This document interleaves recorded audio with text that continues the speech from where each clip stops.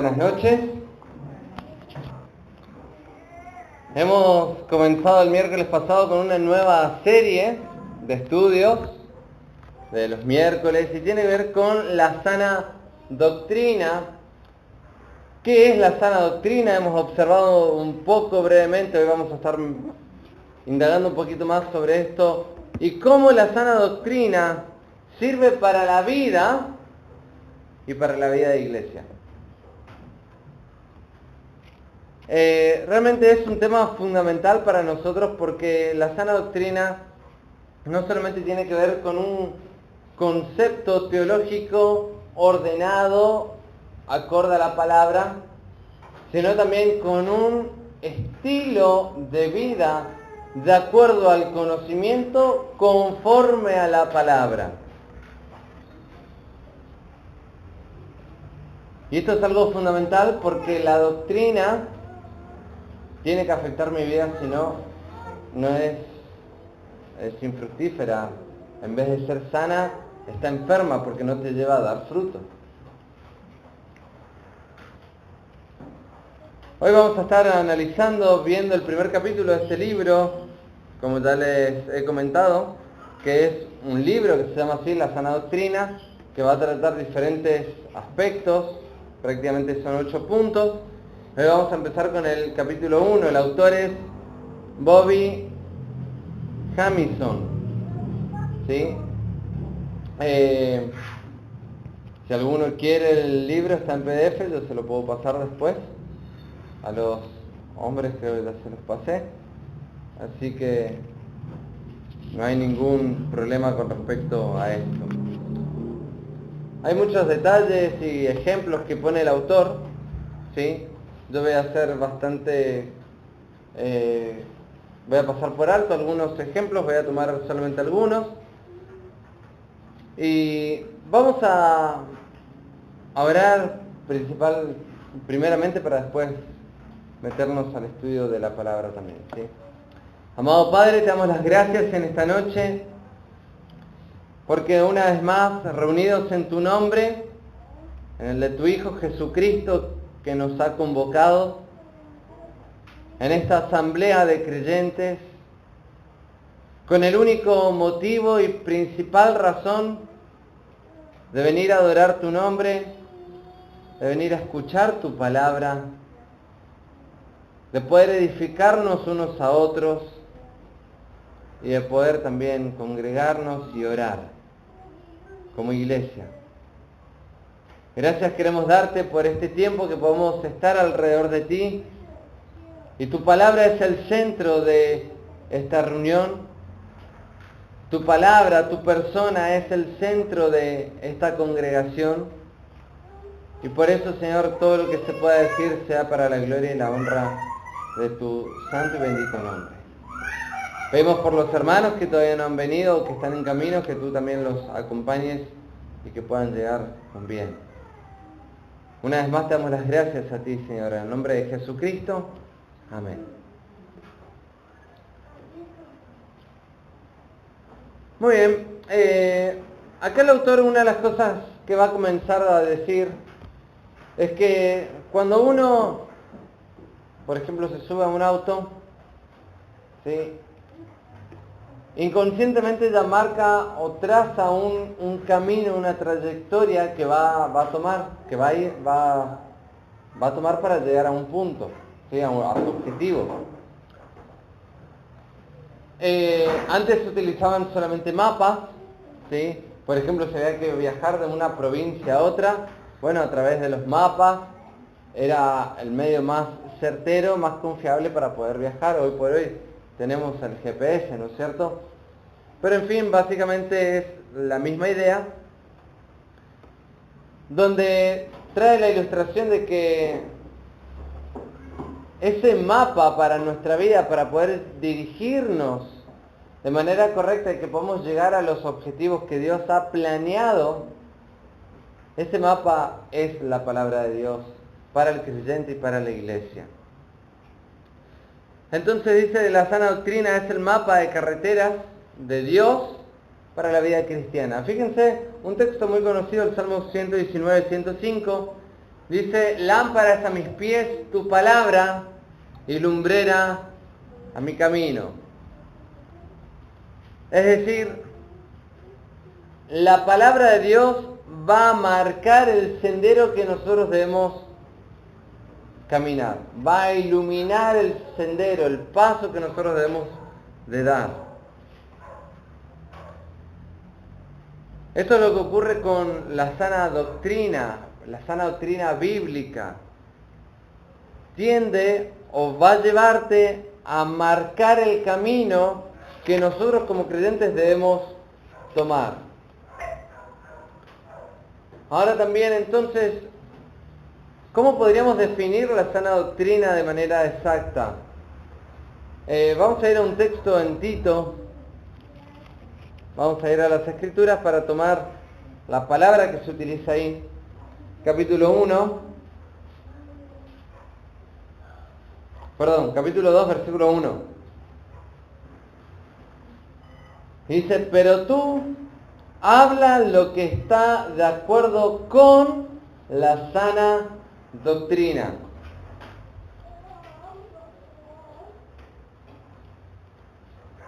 La sana doctrina no consiste en imponer ideas personales a la Escritura. La sana doctrina no consiste en hacer mi propia interpretación de la Biblia. Acá Pablo va a tomar esto y va a decir, pero tú habla lo que está de acuerdo con la sana doctrina. Es decir, Pablo lo que va a decir es que le va a exhortar a Tito a que él exponga de una manera clara, contundente, las verdades que están a lo largo de las Escrituras y que se maneje de acuerdo a esos principios y a esos valores. ¿Cómo sabemos? Bueno, después lo sigue expresando en cuanto a algunos requisitos que dan los ancianos y cosas por el estilo, que más adelante vamos a leerlo. Fíjense en el capítulo 1, versículo 9. Está hablando acerca de los ancianos y cuáles son sus características. Que dicho sea de paso, no es solamente para los ancianos, sino para todo creyente. Estas deberían ser nuestras virtudes. O procurar, ¿no es cierto? Dice 1.9, retenedor de la palabra, fiel tal como ha sido enseñada, para que también pueda exhortar con sana enseñanza y convencer a los que contradicen. Hemos dicho algo más o menos, hemos dicho algo el miércoles pasado respecto a lo que es la sana doctrina.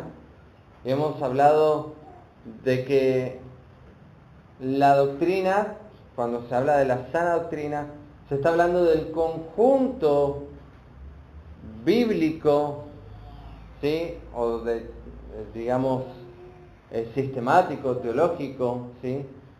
De lo que las Escrituras dicen.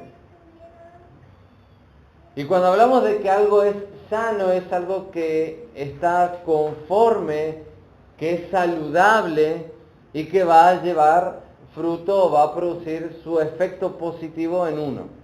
¿Está? Entonces, hay quienes tergiversan las Escrituras y por lo tanto, bien Pablo lo llama como aquellos que son falsos maestros. El Señor también lo dijo con respecto a aquellos que, cuando habla del sembrador, ¿sí? Que planta la buena semilla, pero que hay otros que salen y, mientras el labrador duerme, y tiran cizaña. Esa cizaña tiene que ver o representa literalmente a la falsa enseñanza. ¿Sí? Ahora entonces la sana doctrina es lo que la Biblia dice de sí misma y de sus conceptos. Se debe presentar la enseñanza de las Escrituras como una unidad coherente. Debe relacionar el todo con las partes y las partes con el todo. Es decir, yo no puedo tomar un versículo y hacerle decir a la Biblia algo fuera de su contexto, es decir, fuera de lo que está diciendo el autor en ese momento, en ese espacio, ¿sí? Tengo que relacionar lo que está diciendo con todas sus partes, es decir, con la totalidad de las escrituras y la totalidad de las escrituras, con ese principio en el cual uno por ahí puede estar observando. La sana doctrina cumple con el propósito muy útil y práctico, y es que la sana doctrina sirve para la vida. Sirve para la vida. La sana doctrina es para la vida. Es decir, para la vida de cada uno de nosotros como creyentes. Y que esto de manera directa va a relacionarse o va a implicarse en la vida de iglesia. Las instrucciones sirven para la acción. Cuando el Señor va dando definiciones y exhortaciones concretas en las Escrituras, tiene que ver con el hecho de que se lleve a la práctica. Que se lleve a la práctica. La sana doctrina no es información para que nosotros archivemos. No tiene que ver con eso la sana doctrina, sino con una vida de acción que nos permita asemejarnos más a Cristo y que nos permita edificarnos los unos a los otros.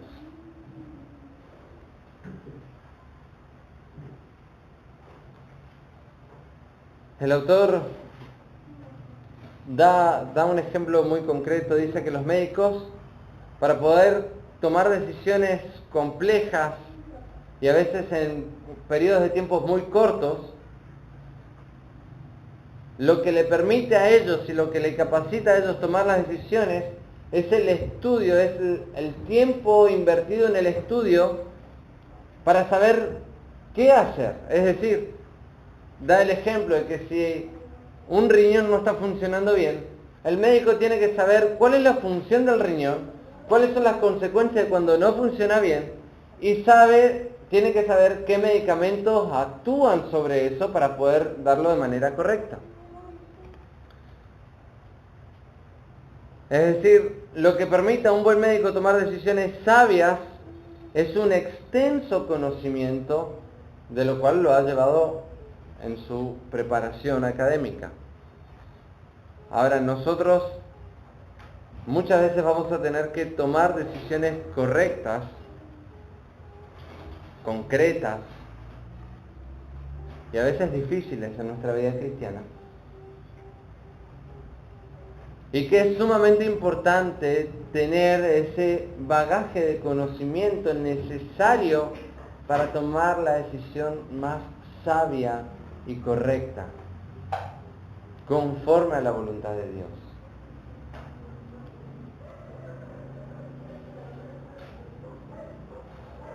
La base para esa sabiduría descansa en una sólida roca de conocimiento, y es en el conocimiento revelado en la palabra de Dios. En la Escritura, Dios nos dice quién es Él, por ejemplo. Dios nos dice quiénes somos nosotros. Dios nos dice de dónde venimos. Dios nos dice a dónde vamos. Dios nos enseña en su palabra qué es lo que está mal y no este mundo. Dios nos dice eso. Y aún inclusive Dios nos enseña qué es el arrepentimiento y cómo podemos arrepentirnos. Cómo podemos arreglar la situación, nuestra situación de pecado con Él. Dios nos dice cómo nos ha amado.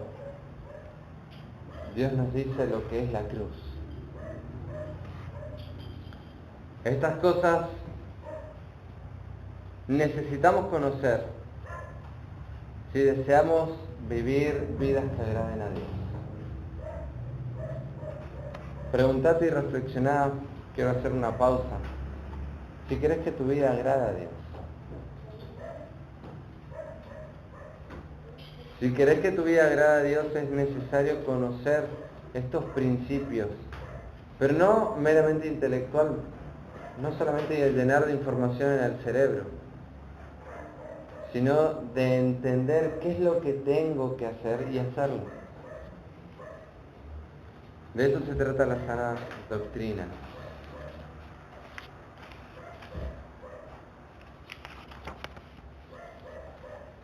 Dios en su palabra nos dice todo lo que necesitamos saber para ser salvos y para vivir una vida que le agrada a Él. Por ejemplo, en 2 de Pedro 1:3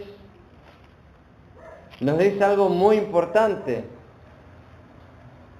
2 de Pedro 1:3.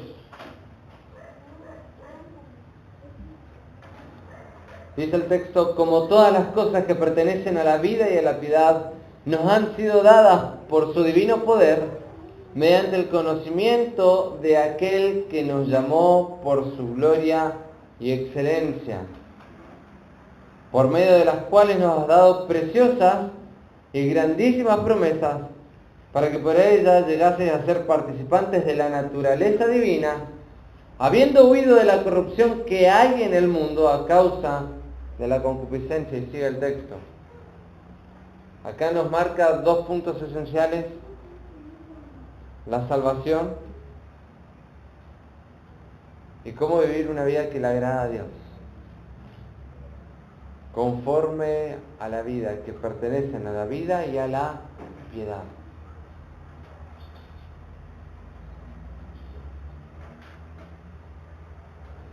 Las Escrituras no nos dicen cómo hacer una operación del corazón, pero sí pone al descubierto los deseos y lo engañoso de todos los corazones del hombre.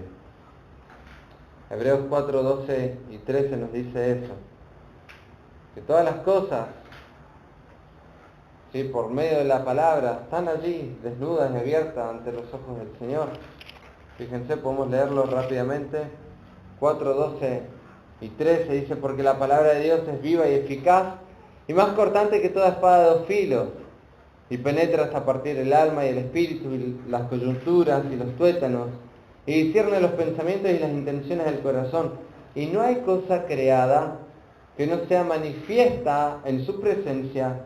Antes bien, todas las cosas están desnudas y abiertas a los ojos de aquel que tenemos que dar cuenta. Todas las cosas están abiertas ante sus ojos. Y nosotros somos desnudados por medio de la palabra. Es decir, la palabra nos hace ver lo que hay en nosotros y nuestra miseria. También la Escritura nos dice cómo andar sabiamente en el camino del Señor y cómo evitar los lazos del diablo. Nosotros sabemos que nuestro adversario, el diablo, anda alrededor, dicen las Escrituras, como león rugiente, buscando a quien devorar. Sabemos que nuestro adversario, el diablo, tiende trampas para que nosotros caigamos en ellas y nos apartemos del Señor. Nosotros sabemos que el enemigo va a poner situaciones para que nosotros, por ejemplo, no leamos la Biblia. Va a poner ocupaciones o un montón de otras cosas para que, por ejemplo, no oremos. Para que, por ejemplo, tampoco nos congreguemos. O hagamos otras cosas en vez de ocupar nuestro tiempo en las cosas que son prioritarias de acuerdo a la palabra. Pero el Señor nos va a mostrar eso. La sana doctrina nos va a enseñar cómo ordenar nuestra vida. Fíjense en Colosenses 4:5.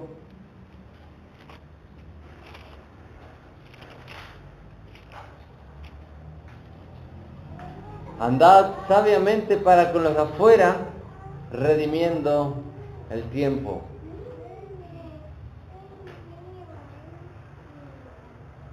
Aprovechando el tiempo. Aprovechando las oportunidades.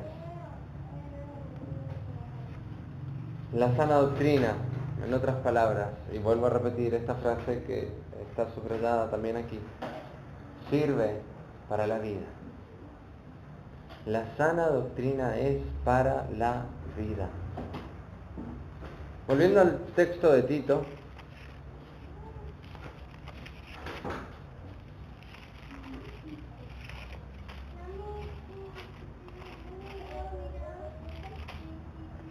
Tito capítulo 2.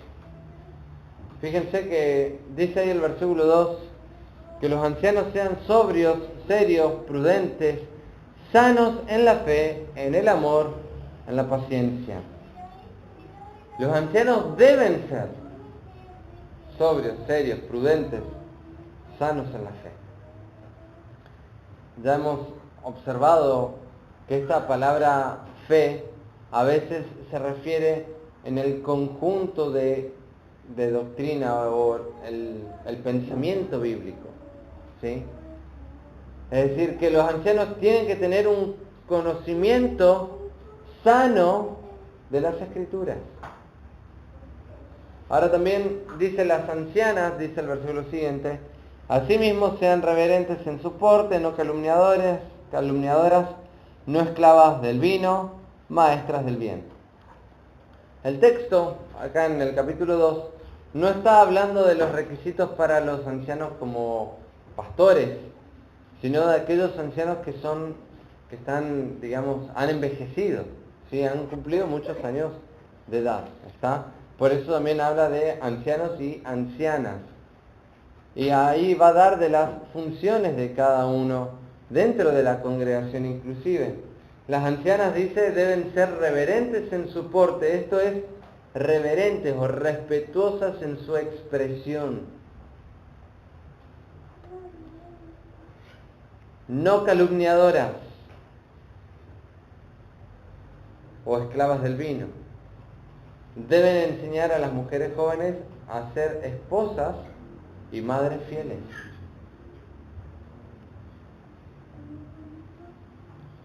Fíjense, leemos versículo 4 y versículo 5 también.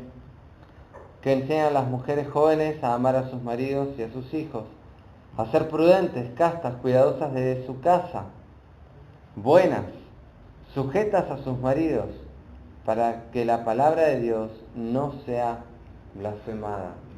Es muy importante el rol de la mujer dentro del hogar.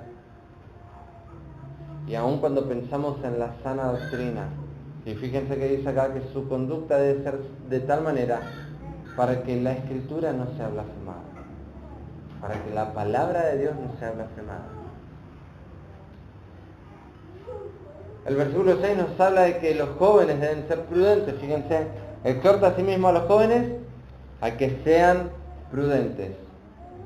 Versículos 9 y 10 da a los siervos y amos, dice, exhorta a los siervos a que se sujeten a sus amos, que agraden en todo, que no sean respondones, no defraudando, sino mostrándose fieles en todo, para que en todo adornen la doctrina de Dios nuestro Salvador. Y nuevamente aquí aparece la palabra, la doctrina o la enseñanza o las escrituras, con el hecho de poder adornar o el hecho de cuidar, es decir, de que sean cuidadosos, de que sea bien visto por los de afuera. Deben mostrarse fieles.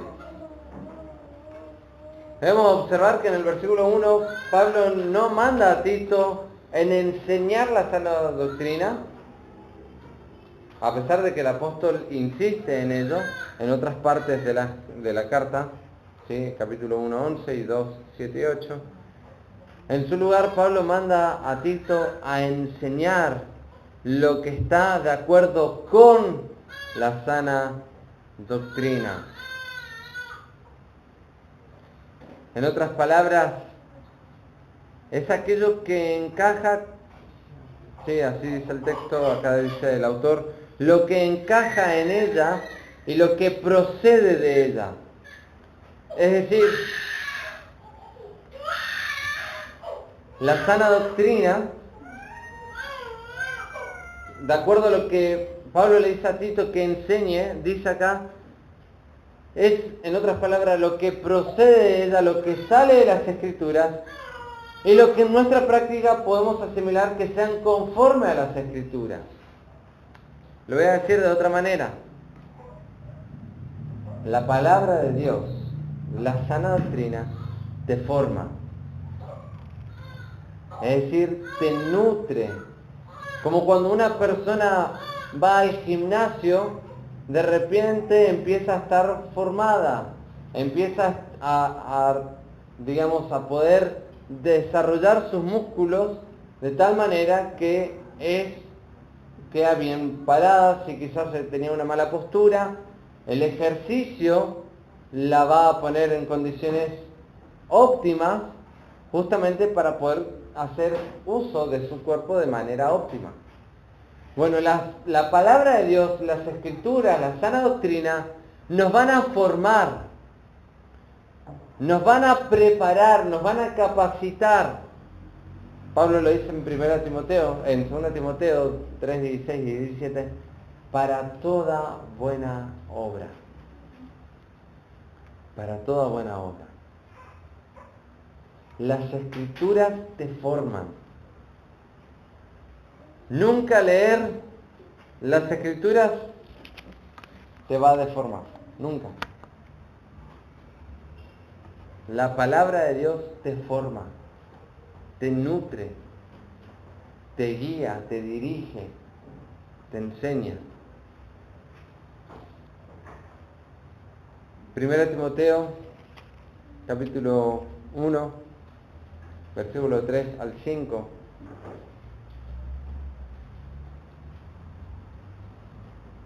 Pablo le escribe a Timoteo y le dice: como te rogué que te quedases en Éfeso cuando fui a Macedonia, para que mandases a algunos que no enseñen diferente doctrina, ni presten atención a fábulas y genealogías interminables, que acarrean disputas más bien que edificación de Dios, que es por fe. Así te encargo ahora. Pues el propósito de este mandamiento es el amor nacido de corazón limpio y de buena conciencia y de fe no fingida. Pablo le dejó a Timoteo ahí en Éfeso para que pudiera refutar a aquellos que predicaban falsa doctrina. Esta falsa doctrina estaba fomentando en cuanto a que ellos podían vivir de una manera separada de su fe. Es decir, profesaban ser salvos, pero con sus cuerpos vivían cuerpos de pecado, en fornicación o en cualquier otro tipo de disolución. Entonces, Pablo acá le dice: no, fíjate, te dejé ahí para que cumplas este propósito. Esa falsa doctrina no solamente tiene que ver con una falsa enseñanza, sino también con una manera de vivir impía, o una manera de vivir conforme al mundo, para que no suene tan fuerte.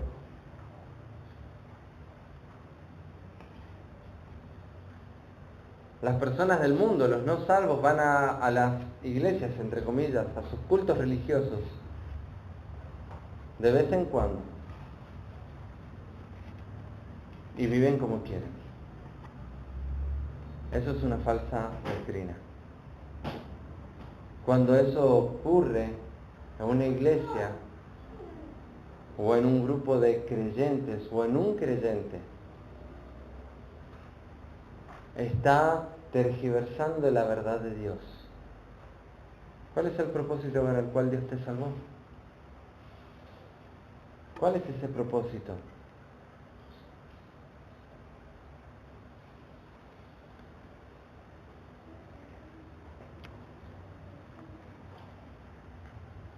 ¿Con qué propósito dio Pablo esta misión a Timoteo?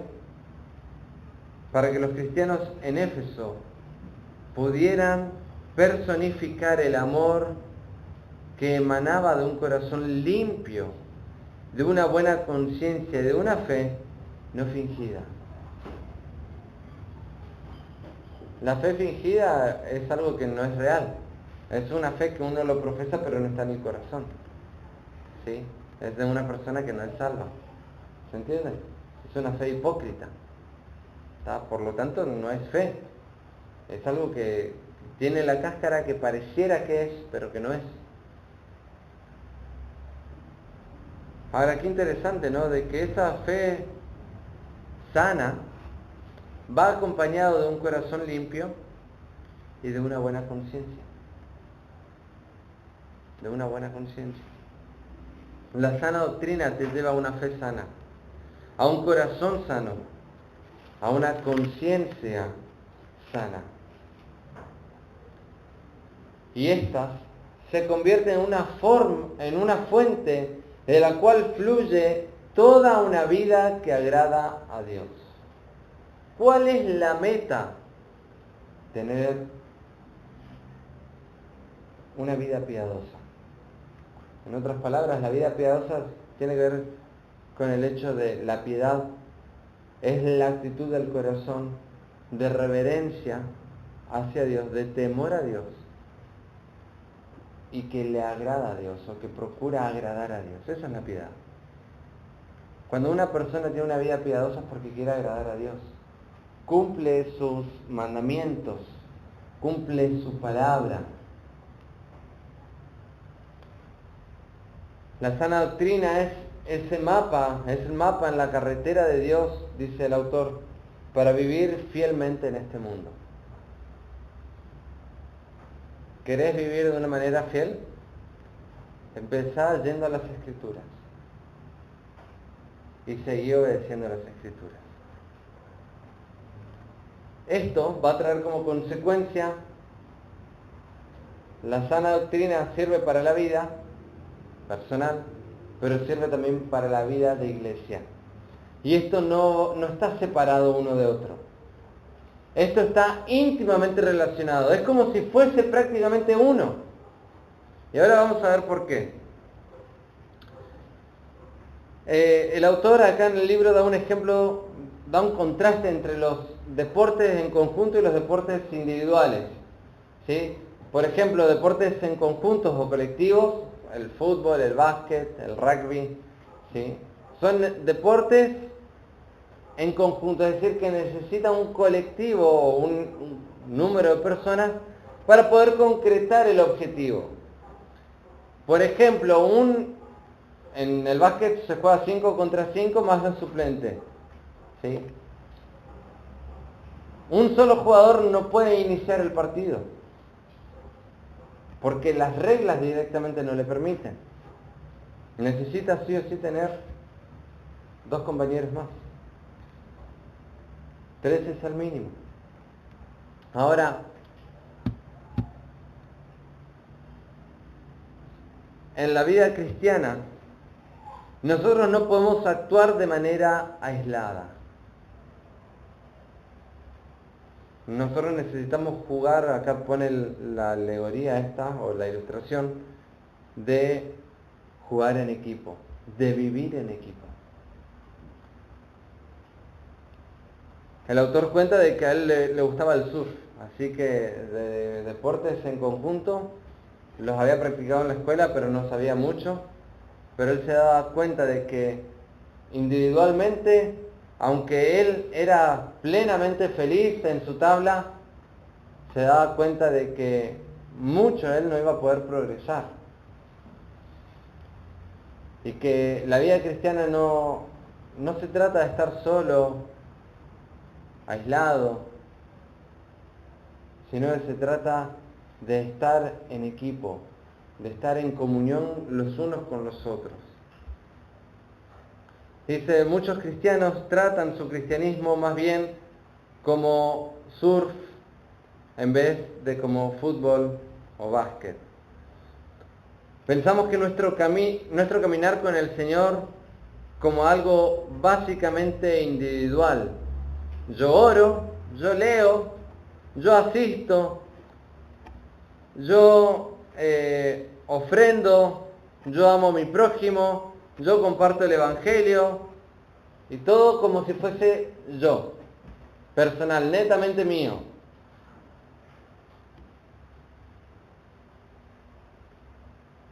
Dice acá el autor, pero lo que estructura nuestras prioridades, lo que define el perfil de nuestro discipulado, lo que usamos como sistema para tomar decisiones, simplemente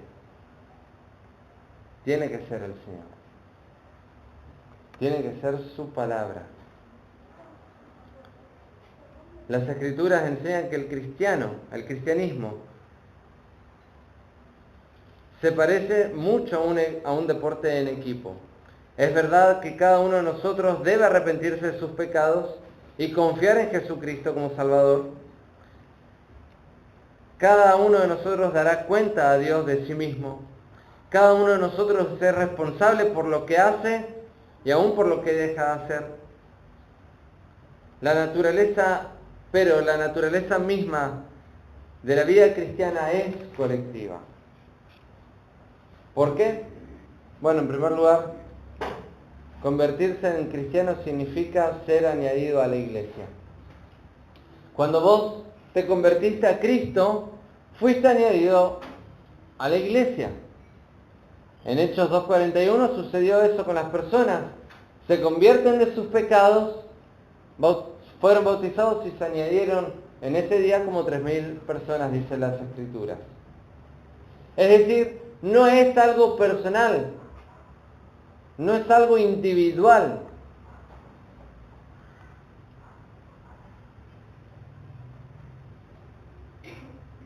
Inmediatamente cada vez que, por ejemplo, en los viajes de Pablo, cuando él predicaba el Evangelio, inmediatamente se reunían las personas que obedecían al Evangelio, que creían.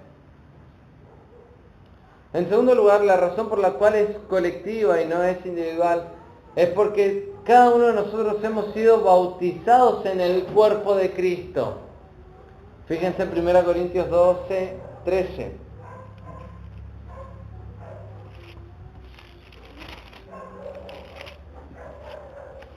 Primera Corintios 12:13. Porque por un solo espíritu fuimos todos bautizados en un cuerpo, sean judíos o griegos, sean esclavos o libres, y a todos se nos dio beber de un mismo espíritu. Es decir, que cada uno de nosotros fuimos incluidos en el cuerpo de Cristo. El texto y todo el contexto viene hablando de que también a cada miembro se le ha dado dones. ¿Para qué? No para la edificación personal, sino para la edificación de los demás. Venir a la fe en Cristo, en tercer lugar, significa ser traído cerca, no solo de Dios, sino del pueblo de Dios. Es decir, hemos sido llamados cerca, o hemos sido llamados a ser parte del pueblo de Dios. Fíjense en Efesios, capítulo 2, versículo 17 hasta el final. Dice, y vino y anunció las buenas nuevas de paz a vosotros que estabais lejos y a los que estaban cerca, para que por medio de él los unos y los otros porque por medio de él los unos y los otros tenemos entrada por un mismo espíritu al Padre. Así que ya no sois extranjeros ni advenedizos, sino conciudadanos de los santos y miembros de la familia de Dios, edificados sobre el fundamento de los apóstoles y profetas, siendo la principal piedra del ángulo Jesucristo mismo, en quien todo el edificio, bien coordinado, va creciendo para ser un templo santo en el Señor, en quien vosotros también sois juntamente edificados para morada de Dios en el Espíritu. Hemos sido llamados por la fe a ser parte de este pueblo de Dios. No podemos hacer caso omiso o a un lado a esta verdad de las Escrituras. En cuarto lugar, ¿por qué es algo colectivo? Clamar a Dios como Padre y obedecerle significa tener a los cristianos como tus hermanos y hermanas. Y acá también hemos leído que hemos sido puestos como parte de la familia de Dios.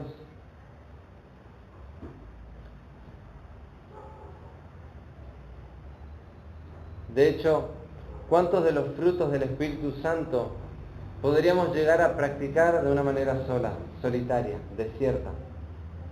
Sería imposible. ¿De qué manera yo podría ejercitar el amor si estoy solo?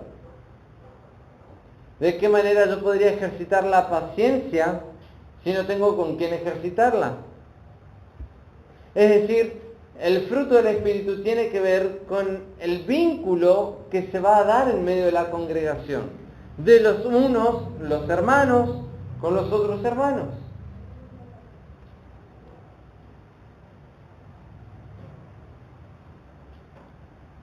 Debemos pensar ahora en el texto en cómo Pablo describe el crecimiento de los creyentes en Efesios también capítulo 4, versículo del 11 al 16. Y quiero que observes esto.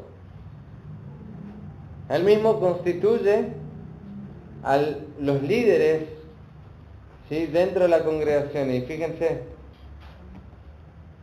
versículo 11. Y él mismo constituyó a unos apóstoles, a otros profetas, a otros evangelistas, a otros pastores y maestros, a fin de perfeccionar a los santos para la obra del ministerio.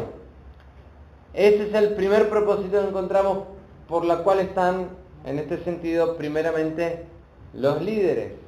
Pero también después va a hablar acerca de la responsabilidad de cada uno. Fíjense, seguimos leyendo. A fin de perfeccionar a los santos para la obra del ministerio, para la edificación del cuerpo de Cristo, hasta que todos lleguemos a la unidad de la fe y del conocimiento del Hijo de Dios, a un varón perfecto, a la medida de la estatura de la plenitud de Cristo, para que ya no seamos niños fluctuantes llevados por doquiera de todo viento de doctrina, por estratagema o por engaño de hombres, que para engañar emplean con astucia las artimañas del error, sino que, siguiendo la verdad en amor, crezcamos en todo aquel que es la cabeza, esto es Cristo, en quien todo el cuerpo, y acá habla del todo el cuerpo, bien concertado y unido entre sí por todas las coyunturas, que se ayudan mutuamente según la actividad propia de cada miembro, recibe su crecimiento para ir edificándose en amor. El texto es muy claro lo que el Señor estableció para su iglesia. Es así como funciona la sana doctrina. No es para mí mismo, no es para mí solo, sino que, claro que me va a edificar y me va a nutrir, pero tiene que ver con una aplicación y del ejercicio de esa sana doctrina para edificación de mis hermanos.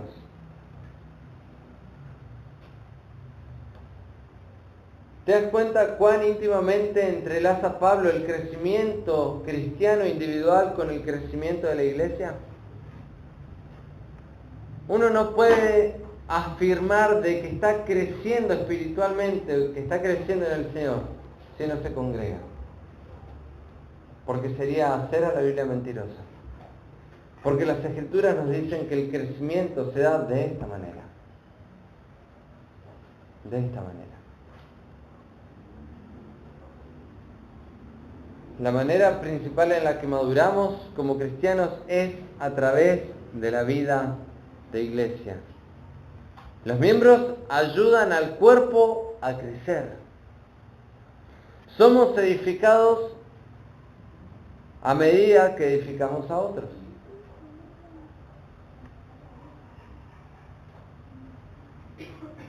Vuelvo a repetir esto, somos miembros del cuerpo de Cristo. El pasaje de 1 Corintios 12 va a hablar, va a manifestar la vida de la iglesia como cuerpo. Voy a leer rápidamente los tips, están los textos, lo voy a leer así, tal cual está aquí en el apunte. Dice, como miembros del mismo cuerpo, no podemos separarnos a nosotros mismos de él, como si el cuerpo no nos necesitara. Es decir, estamos dentro del cuerpo y no nos podemos separar del cuerpo.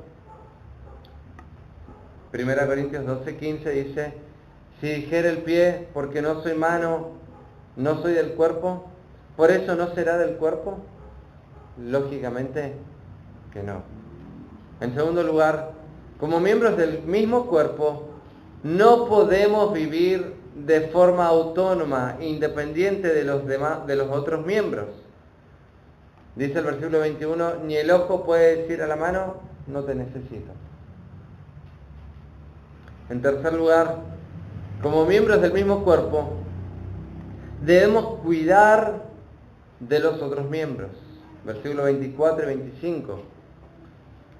Porque los que en nosotros son más decorosos, no tienen necesidad, pero Dios ordenó el cuerpo, dando más abundante honor al que le faltaba, para que no haya desavenencia en el cuerpo, sino que los miembros, todos, se preocupen los unos por los otros.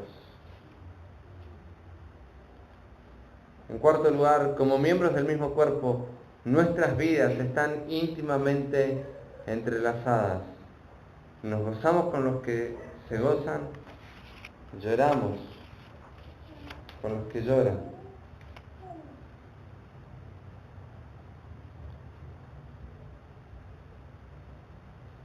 A pesar de que la metáfora del cuerpo también se aplica a la iglesia, es decir, Pablo está enfatizando este aspecto, lo que Pablo también tiene en mente aquí es la participación de los miembros en una asamblea local. No solamente de iglesia a nivel general, sino en una asamblea local. Ahí es donde sufrimos, ahí es donde nos regocijamos. Ahí en esa asamblea local es donde nos honramos los unos a los otros, donde nos relacionamos los unos con los otros, donde nos edificamos mutuamente.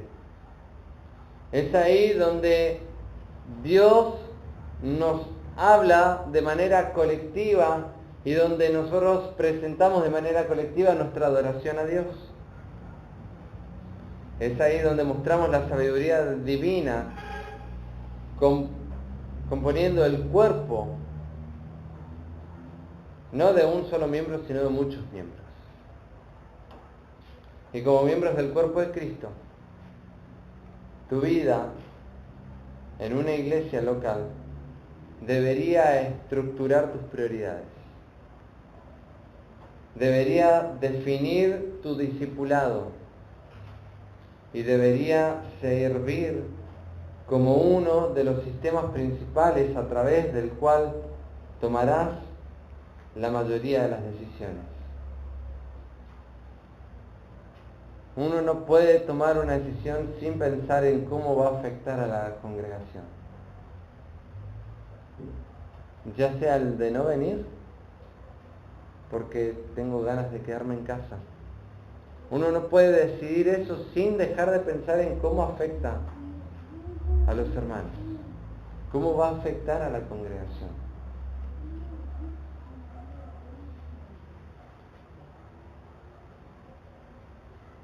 Esto quiere decir que la vida piadosa que fluye de la sana doctrina no es meramente un asunto individual.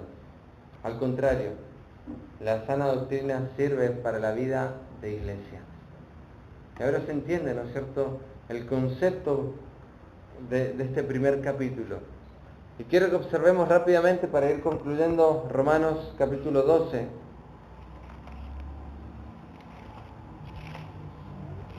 Porque acá también Pablo va a hacer esta relación entre la vida personal de presentarnos a Dios y a su vez la vida de relación dentro de la congregación.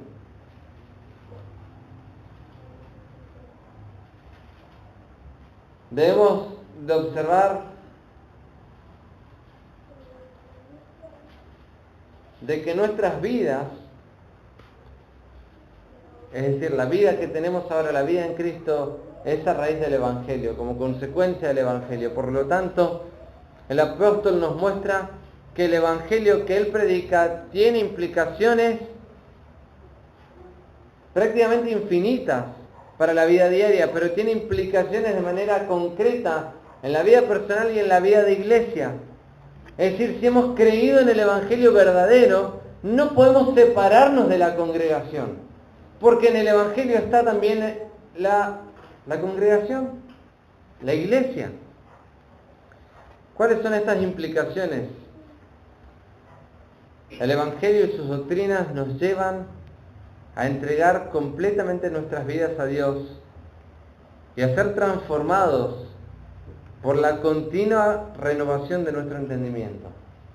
Dice Romanos 12, 1 y 2, así que hermanos os ruego por las misericordias de Dios, que presentéis vuestros cuerpos en sacrificio vivo, santo, agradable a Dios, que es vuestro culto racional.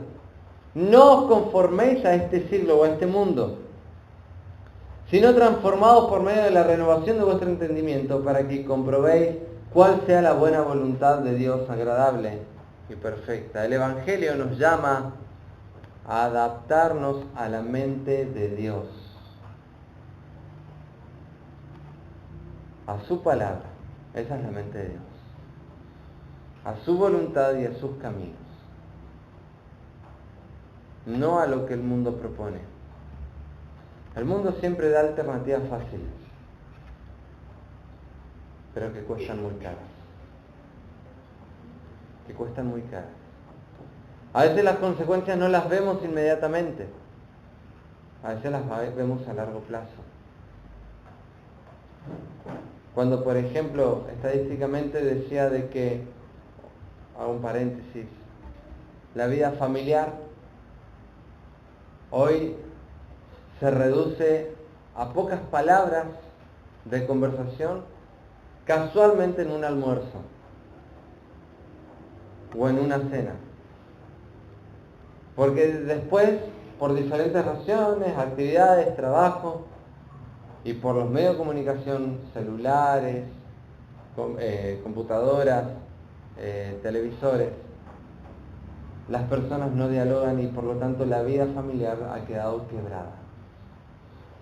¿Y cuál es el resultado? Decía este estudio. No era un estudio bíblico, era un estudio de la sociedad, ¿sí? De sociología.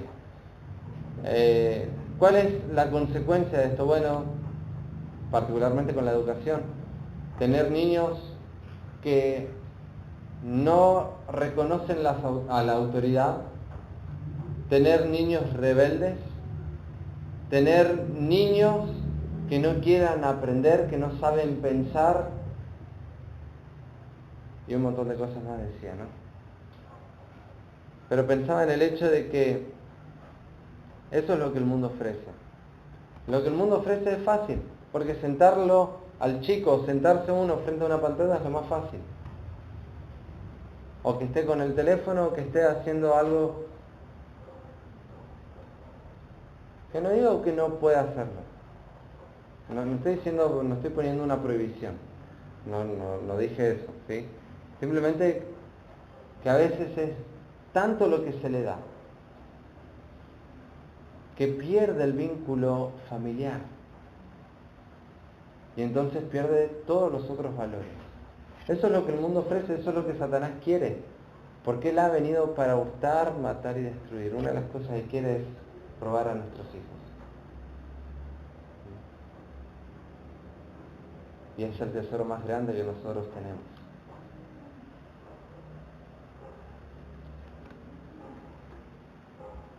O que decimos tener. Entonces, es nuestra prioridad hacer caso a la palabra, para que nuestros hijos también sean ganados por la palabra y por nuestra conducta al Señor. Y que ellos también amen lo que nosotros amamos al Señor. Cierro paréntesis. Volvemos con la sana doctrina.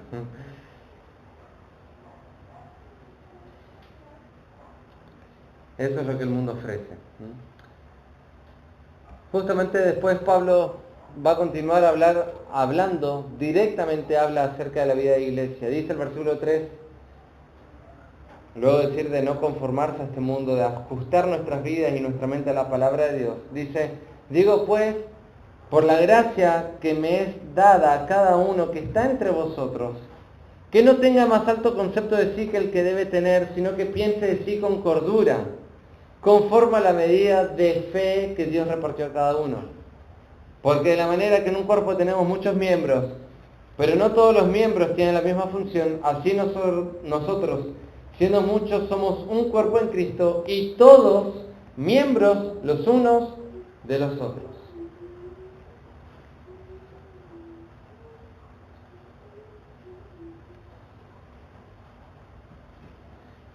Es decir, el concepto del Evangelio no solamente está en la salvación de mi alma, sino que también está en el hecho de crecer y madurar junto con mis hermanos, de fortalecer el cuerpo de Cristo y de fortalecerme a través del uso de los dones dentro de la congregación.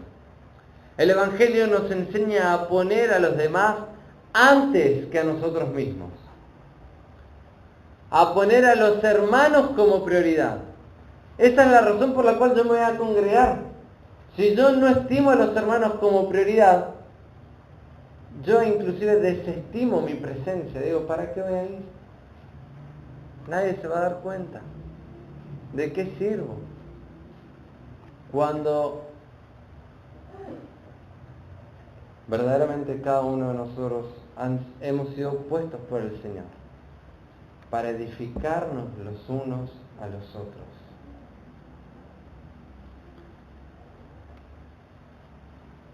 Dios utiliza las diferentes capacidades, dones que ha dado a su iglesia para la edificación de los hermanos en la congregación. Es imposible llevar a cabo esto en una feliz soledad. Debemos amarnos los unos a los otros, debemos honrarnos unos a otros, debemos proveer para los que están necesitados. Cuando el apóstol especifica lo que significa vivir a la luz de la misericordia de Dios, regresa inmediatamente a la vida del cuerpo de Cristo. ¿Querés vivir conforme a la misericordia de Dios? Está relacionado, eso implica directamente vivir conforme a la iglesia, amando y edificando el cuerpo de Cristo. Por último, si la sana doctrina sirve para la vida en la iglesia, también sirve para la vida de la iglesia. Es decir, en la iglesia es entre nosotros, pero para la vida sana de la iglesia, es decir, para que la iglesia continúe de una manera sana, es necesaria la sana doctrina, de manera personal y de manera colectiva.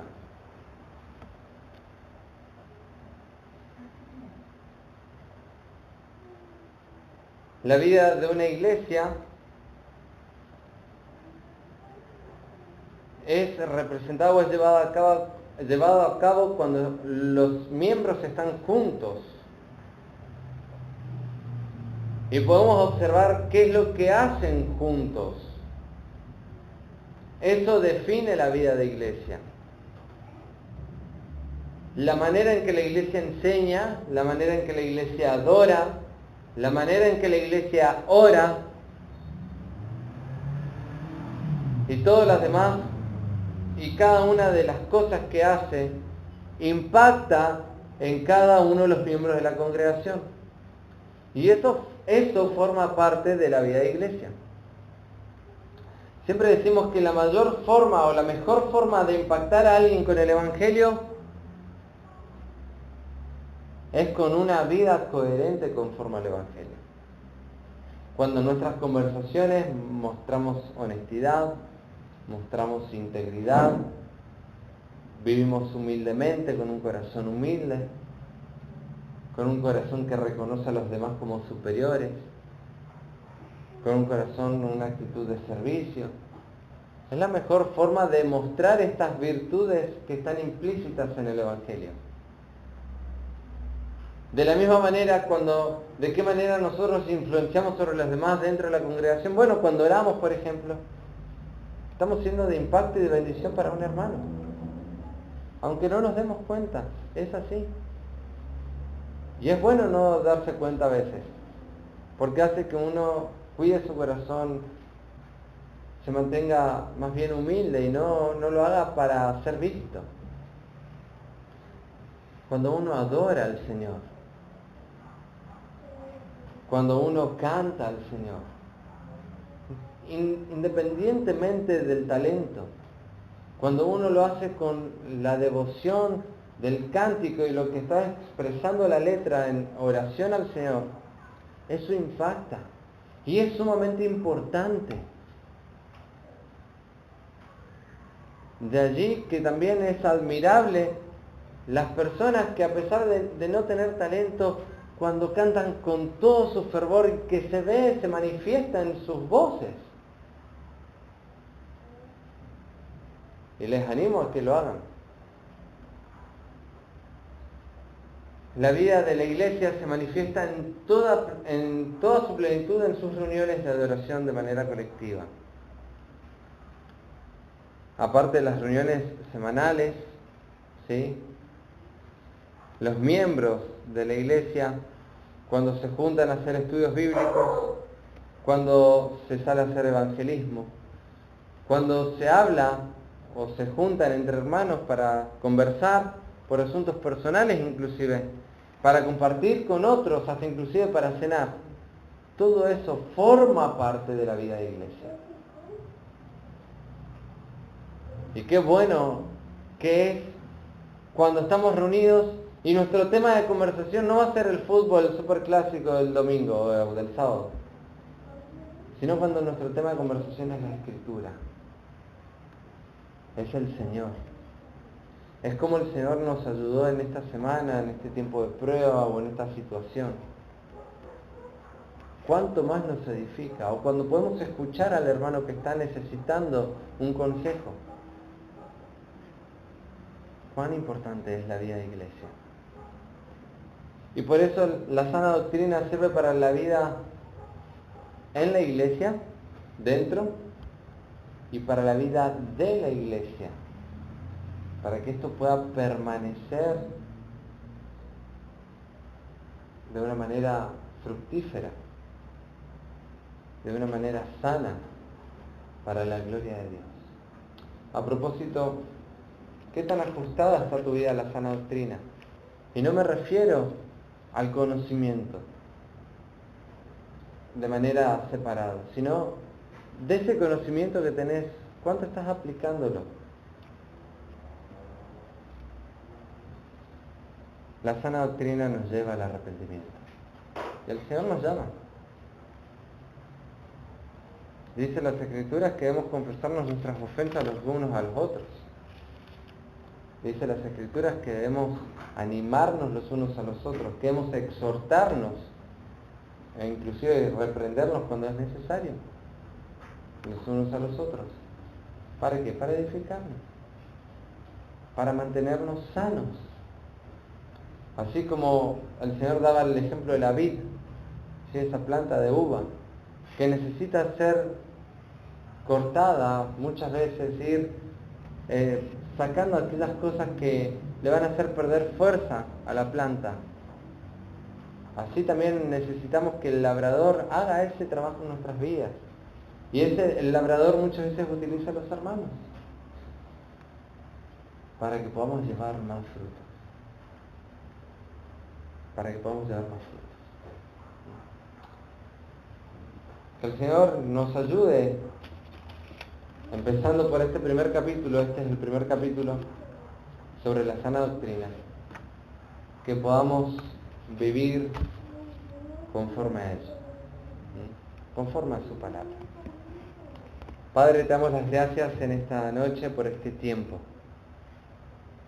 De diferentes maneras y en la exposición de tu palabra, tú has hablado también a nuestros corazones. Gracias, Señor, por cada uno de los hermanos. Bendice cada una de sus vidas, cada una de las familias, cada uno de los cónyuges. Bendice, Señor, cada uno de nuestros corazones para que ajustemos nuestras vidas a la sana doctrina, a una vida sana conforme a tu palabra, para la edificación de la iglesia, de los hermanos. Te pedimos estas cosas, Señor, porque necesitamos de ti. Para tener vidas saludables también en nuestras familias. Ayúdanos, Señor. Te lo pedimos. Y te damos las gracias por este tiempo, en el nombre de Jesucristo. Amén.